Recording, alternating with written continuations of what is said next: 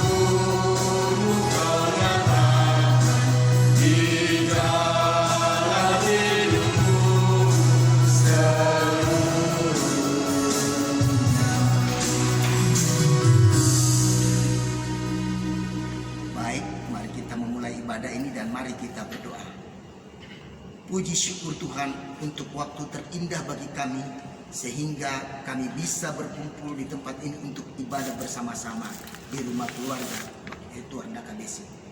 Persiapkan diri kami untuk masuk dalam ibadah saat ini, dan biarlah ibadah ini jadi di dalam nama Bapa, Putra, dan Roh Kudus. Amin. Sekali lagi kita memuji Tuhan dari Kidung Jemaat 467 ayat 1 dan 2, Tuhanku bila hati kawanku.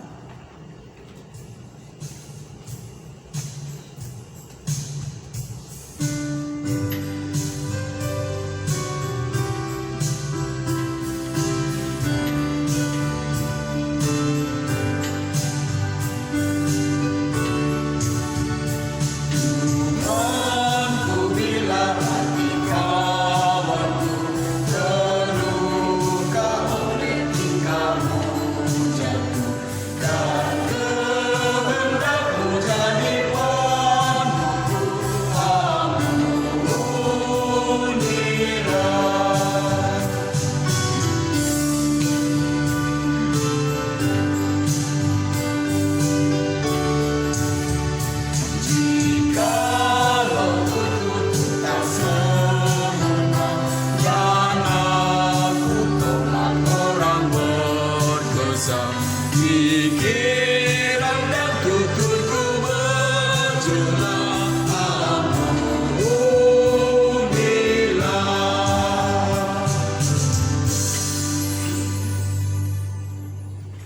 Doa pembacaan Alkitab beserta pembacaan Alkitab akan dibawakan oleh Ibu Penatua Sarce Wabambeda.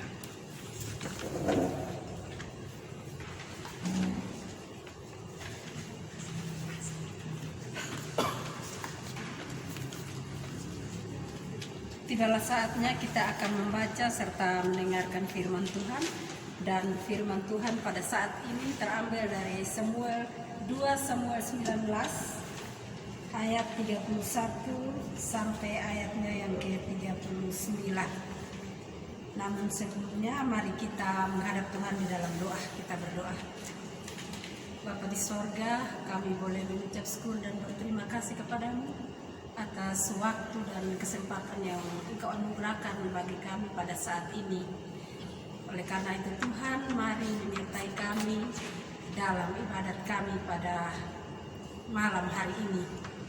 Tuhan, mari membuka pikiran dan perasaan kami, sehingga sebentar kami baca firman kebenaran-Mu, kami boleh dapat mengerti dan memahami akan firman ini ya Bapak. Bapak Pendeta Lewi yang sebentar akan membawakan firman, merenungkannya bagi kami Tuhan. Engkau memberkati, tutup bungkus dia dengan kuat kuasa-Mu, agar firman yang akan disampaikan boleh mendapat tempat di hati kami masing-masing, dan kami boleh melakukan itu dalam kehidupan kami hari lepas hari. Berfirmanlah bagi kami ya Bapa, karena saat ini kami telah siap untuk mendengarkannya. Di dalam nama Tuhan Yesus, firman yang hidup itu, kami sudah berdoa kepada Bapa di sorga. Terpujilah nama Yesus. Amin.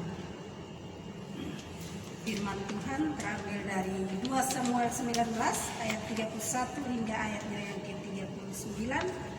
Di bawah perikop Barsilai ikut mengantarkan raja. Juga Barsilai orang Gilead itu telah datang dari Rogelim dan ikut bersama-sama raja ke Sungai Yordan untuk mengantarkannya sampai di sana. Barsilai itu sudah sangat tua, 80 tahun umurnya. Ia menyediakan makanan bagi raja selama ia tinggal di Mahanaim, sebab ia seorang yang sangat kaya. Berkatalah raja kepada Barsilai, ikutlah aku akan memelihara engkau di tempatku di Yerusalem. Tetapi Barsilai menjawab raja, berapa tahun lagikah aku hidup, sehingga aku harus pergi bersama-sama dengan raja ke Yerusalem? Sekarang ini aku telah berumur 80 tahun. Masakan aku masih dapat membedakan antara yang baik dan yang tidak baik? Atau masih dapatkah hamba-Mu ini merasai apa yang hamba makan atau apa yang hamba minum? Atau masih dapatkah aku mendengarkan suara penyanyi laki-laki dan penyanyi perempuan? Apa gunanya hamba-Mu ini lagi menjadi beban bagi tuanku raja? Sepotong jalan saja hamba-Mu ini berjalan ke seberang Sungai Yordan bersama-sama dengan raja. Mengapa raja memberikan ganjaran yang sedemikian kepadaku?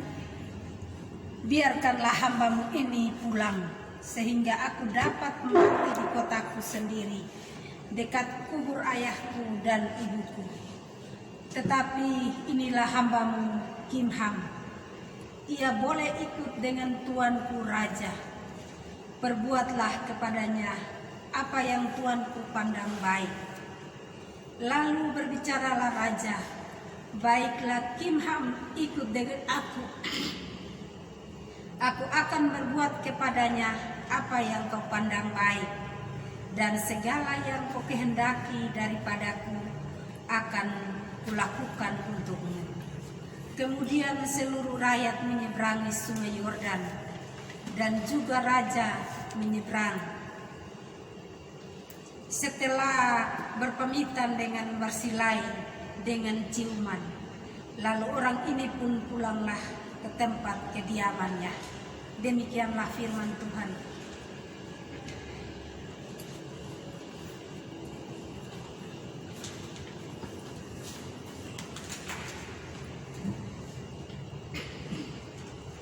Shalom, saudara-saudara. Sangat senang kita, walaupun ada COVID-19, tapi kita sekalian masih dapat beribadah melalui channel ini. Kita sudah mengikuti pembacaan Alkitab tadi, suatu topik yang tidak bisa begitu saja kita pahami kalau tidak membaca pasal sebelumnya, yaitu terdapat dalam pasal 15 ayat 10 dan ayat 14. Di situ kita lihat pada intisarinya ada persekapatan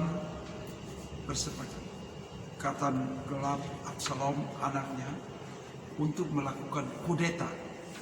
Jadi Absalom mau kudeta kerajaan Daud, dan Daud takut sehingga melarikan diri ke Gilead. Di sana dia berjumpa dengan seorang yang namanya Barzilai, dan selama dia ada di pengasingan itu, Barzilai ini melayani Daud dan seisi istana kerajaan.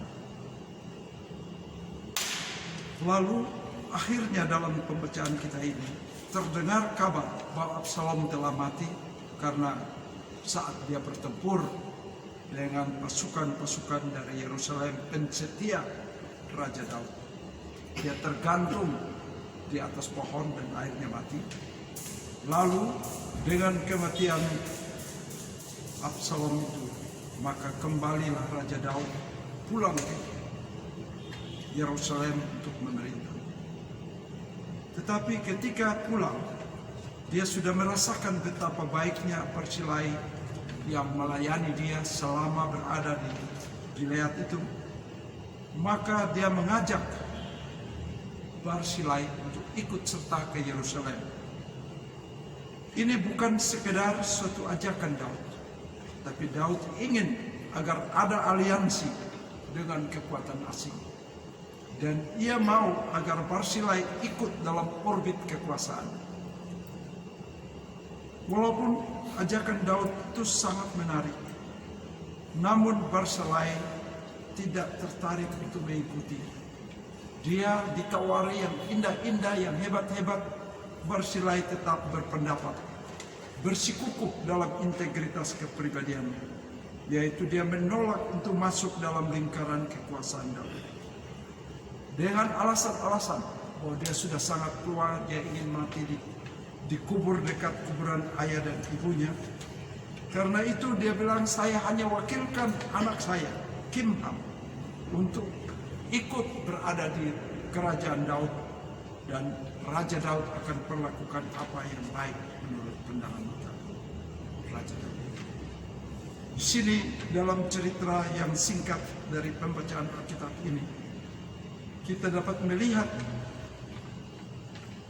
dan mencatat intisari daripada berita firman yang kita dengar malam ini. Pertama, Barzilai adalah seorang kaya dan juga sukses. Tetapi dia seorang kaya yang tahu bagaimana hidup sebagai orang sukses. Di dunia ini banyak orang kaya dan sukses, tapi tidak tahu bagaimana hidup sebagai orang kaya. Apa akibatnya? Karena tidak tahu hidup sebagai orang kaya yang sukses, akhirnya ada itu semboyan dikatakan from hero to zero. Dari kehebatan seorang pahlawan hero, dia menjadi zero, dia menjadi nol. Kita lihat dalam catatan sejarah Indonesia, Akil Mukhtar, Ketua Mahkamah Konstitusi. Akil Mukhtar itu gajinya 250 juta. Tapi dia terjebak di dalam permainan itu karena tidak ada integritas. Lalu apa yang terjadi? Oleh karena tidak ada integritas, akhirnya ditangkap, ditahan oleh KPK. Lalu akhirnya apa yang terjadi? From hero to zero. Dari keberhasilan turun menjadi nol. Setia Novanto itu termasuk salah satu contoh. Dari punya banyak duit, akhirnya ATM semuanya diblokir. Ini memberikan pada kita gambaran bahwa ini contoh orang-orang yang tidak tahu hidup sebagai orang sukses. Barzilai lain, dia hebat, kaya dan sukses, tapi dia tahu bagaimana hidup sebagai orang sukses. Nah, bagaimana, apa yang melatar belakangi pikiran Barzilai sehingga dia bisa hidup sebagai orang yang sukses? Yang di dalam benak Barzilai, yaitu bahwa ia memiliki prinsip bahwa harta benda materi ini sebenarnya semua adalah titipan Allah untuk kebahagiaan bersama sesama. Harta benda adalah titipan Allah yang dipercayakan agar kita bersama dengan tetangga dan sesama kita bahagia bersama. Ini arti daripada makna daripada kepemilikan harta benda menurut konsep teologis yang dalam. Seseorang tidak mungkin dia bisa menjadi orang sukses kalau mengabaikan prinsip teologis ini. Karena itu kita lihat banyak orang yang tidak mengenal prinsip seperti ini berujung kepada kehancuran, terjatuh dalam satu lingkaran yang disebut egosentris atau lingkaran yang disebut memikirkan dirinya sendiri, sehingga orang yang selalu memakai pikiran semua yang ada untuk diri saya, dia selalu memiliki konsep tidak cukup. Jadi biar ada harta benda sekudang hebatnya apa, tidak pernah merasa cukup karena dia memiliki sikap egosentris. Sikap egosentris ini sama seperti laut mati. Coba kita lihat laut mati, sungai Yordan, sungai-sungai mengalir ke dalam. Tetapi sungai Yordan walaupun begitu banyak airnya masuk ke dalam laut mati tidak pernah penuh-penuh. Dia tetap berada di bawah permukaan laut. Dan laut mati ini ternyata tidak ada kehidupan di sana. Kematian. Ini selalu merupakan gambaran bagaimana hidup manusia. Ketika manusia sudah memikirkan tentang diri sendiri dan merasa tidak pernah cukup, maka ujungnya hanya satu kata, yaitu mati. Tidak ada kehidupan. Barzilai tahu suatu nilai kehidupan yang tertinggi, yaitu betapa diberkatinya suatu hidup yang selalu memberi.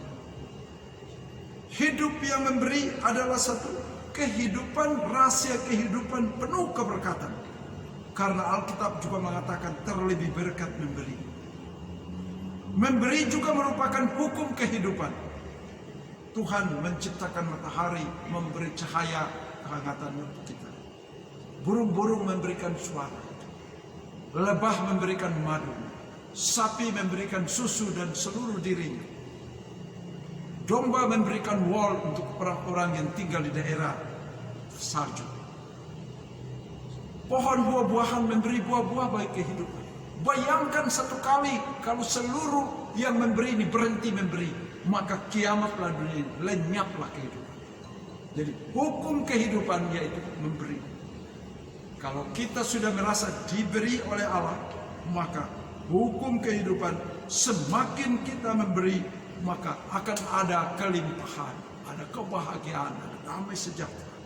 Sementara sebaliknya jika orang tidak memiliki hukum kehidupan itu, maka tidak memberi, menutup hati untuk memberi pada orang, sama dengan kesusahan, keputusasaan, penderitaan dan kematian. Poin kedua yang kita dapat pelajari dari Barzilai. Barzilai sudah sampai pada tingkat moralitas yang tertinggi. Kalau Kolberg mengatakan ada 6 tingkat moralitas manusia, maka Barzilai ini sudah memiliki tingkat moral yang paling tinggi. Mengapa? Karena dia memberikan makan bagi seisi istana Raja Daud, tidak mau dibalas, tidak mau menerima pembalasan. Jadi ini satu tanda bahwa Barzilai ini memiliki pikiran universal, bahwa hidup dia adalah untuk sesama, hidup dia untuk semua, harta bendanya untuk semua. Apa yang terjadi?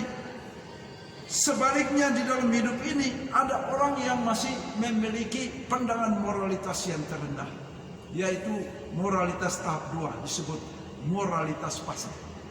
Moralitas pasar, apa arti pasar? Di pasar ada transaksi, di pasar ada jual beli. Kalau di pasar kita kasih 2.000 maka dapat kangkung 3 ikat.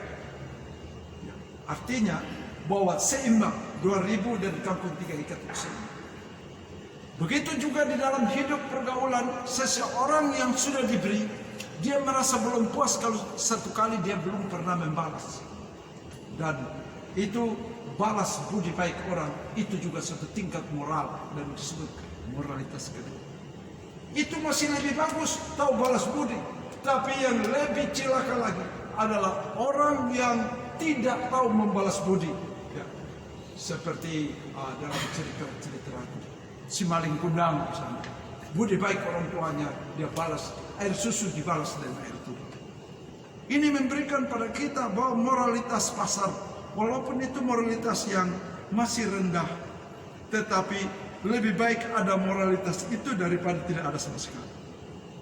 Tetapi yang Tuhan minta dari kita ialah jangan hanya sampai di tingkat itu, karena hampir semua manusia hanya stuck off, berhenti di moralitas 2, yaitu saya tunggu dibalas kembali dulu. Saya tidak mau, saya ini memberi terus, harus tunggu balas. Hukum balas membalas. Nah, karena itu maka di sini Alkitab juga mengajar, dan Kristus datang ke dunia meletakkan satu dasar moral yang tertinggi, yaitu dalam cerita tentang orang Samaria yang murah hati. Orang Yahudi yang istilahnya orang Yahudi yang dipukul dan dirampok oleh penyamun itu adalah orang Yahudi, dia orang Samaria. Bermusuhan, dari dulu tidak pernah berbaikan. Tapi orang Samaria tidak lihat kepada suku bangsa apa, tetapi orang itu patut ditolong, maka dia tolong. Musuh sekalipun dia tolong. Yang dia tahu adalah bahwa sesama manusia adalah di momen itu orang itu butuh pertolongan saya. Tidak usah lihat agama, suku, bangsa. Ini yang terdapat dalam Lukas 10 ayat 25 sampai 37. Poin ketiga yang kita dapat lagi dari belajar dari Alkitab tadi, ini sangat singkat saya uraikan. Barsilai memiliki integritas. Integritas adalah satu nilai yang lebih berharga dari segala pencapaian apapun di kolong langit ini. Anda mau menjadi orang yang tersukses di dunia ini, harus memiliki integritas. Mengapa? Kalau kita tidak memiliki integritas, maka nasib kita sama dengan akil. Mau disuap, akhirnya bui. Mau rampok, mau korupsi, akhirnya berujung kepada kehilangan dan ketiadaan. Integritas berarti orang yang tidak mau dipengaruhi apapun. Kesenangan-kesenangan yang ada di satu istana, si Barsilai tolak. Dia tidak mau menikmati semuanya. Dia tetap katakan, saya sudah menolong, saya tidak menolong. Ini yang disebut integritas. Karena itu, jika seseorang di dunia ini mencapai integritas yang tertinggi, maka sebenarnya dia sudah memiliki segala dunia. Mengapa? Hanya orang yang integritasnya tinggi adalah orang-orang yang sukses di tengah-tengah. Orang yang mengorbankan integritas kepribadiannya adalah orang yang kehilangan harta yang paling mahal yang seharusnya diberikan. Mengapa? Karena dengan dia tidak memiliki integritas, dia kehilangan nama baik, kehilangan nama besar, kehilangan harta, kehilangan segala-galanya. Tetapi siapa yang memelihara integritas, memegang teguh integritas sampai akhir hidup, dia tetap sukses dan diberkati.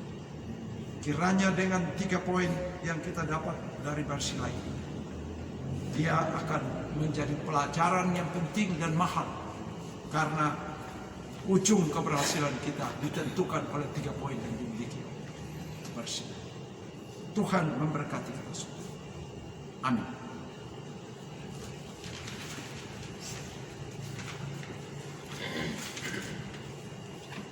Baik, kita akan masuk pada persembahan dan sambil memberikan persembahan kita menyanyi dari PKJ 185 ayat 1 dan 2, Tuhan mengutus kita.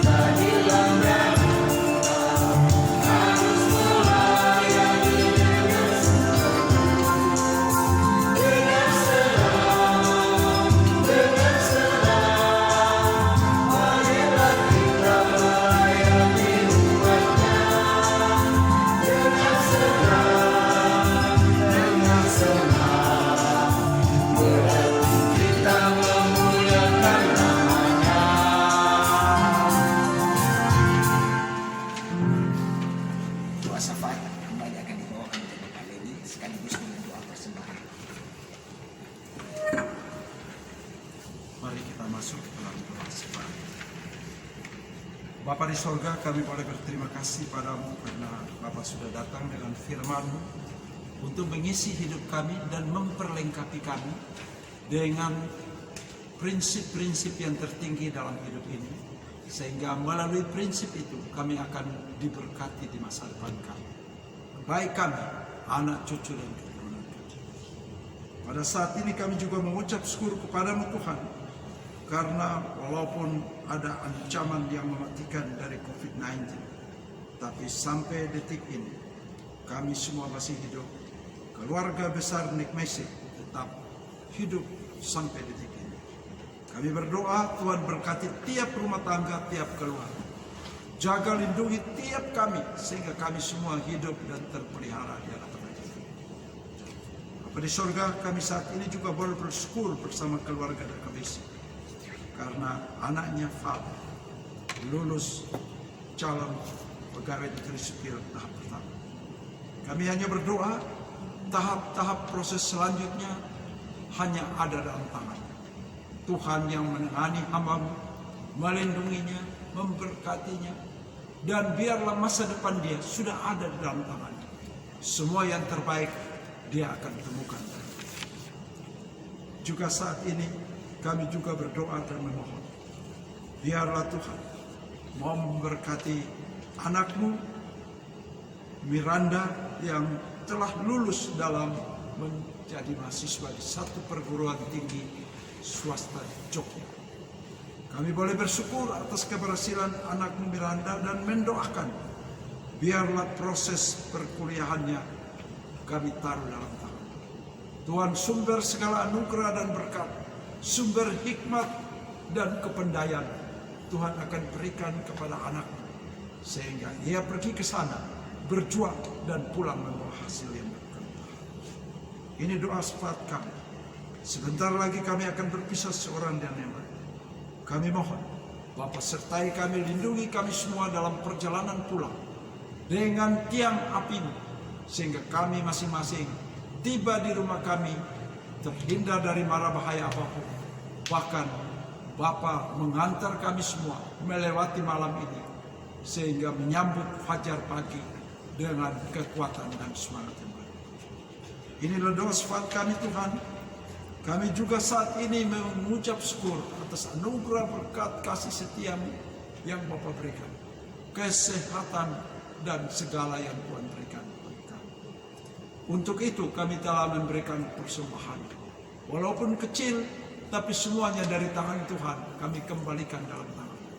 Rubah alat-alat mati ini menjadi alat besar bagi hormat dan kemuliaan bagi nama. Dan biarlah ini terutama untuk pelayanan lingkup Nekmese dan pelayanan kerajaan melalui gereja kami. Ini doa kami Tuhan, berkati kepala keluarga Bapak Dakabesi. Di hari tua mereka, Tuhan tumpangkan tangan keberkatan, memberkati tiap mereka, sehingga mereka hidup dalam kelimpahan berkat dan anugerah dan perlindungan keamanan dari Tuhan. Ini doa kami, ini syafaat kami, ini juga syukur kami di dalam nama Tuhan Yesus yang sudah memberikan segalanya bagi kami. Doa syafaat kami berdoa di dalam nama Tuhan Yesus Kristus Juru Selamat kami. Amin. Sebelum kita menutup ibadah kita kembali memuji nama Tuhan dari lagu Tetap Setia.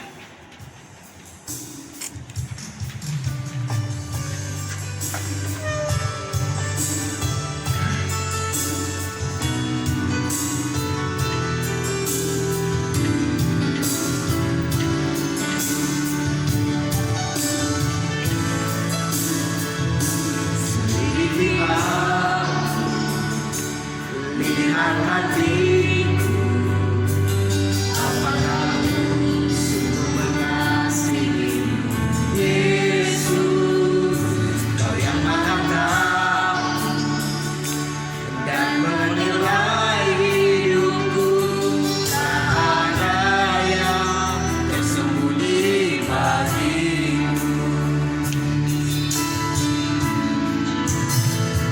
Sendiri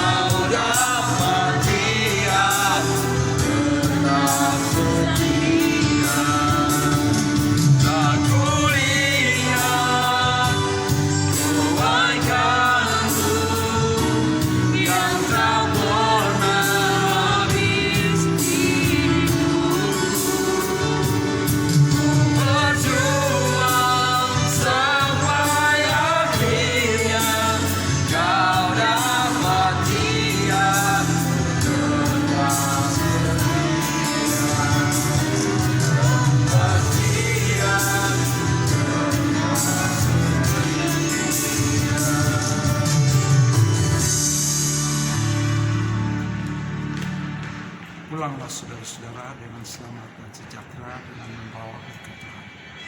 Kiranya anugerah dan sejahtera yang kekal dari Allah Bapa, kasih dari Tuhan Yesus Kristus, damai dan sukacita yang sempurna dari Roh Kudus menjadi sumber inspirasi untuk melakukan perkara besar bagi kemuliaan Allah, akan terus menyertai saudara-saudara sekarang ini dan selama-lamanya. Amin. Shalom. Mati sudah.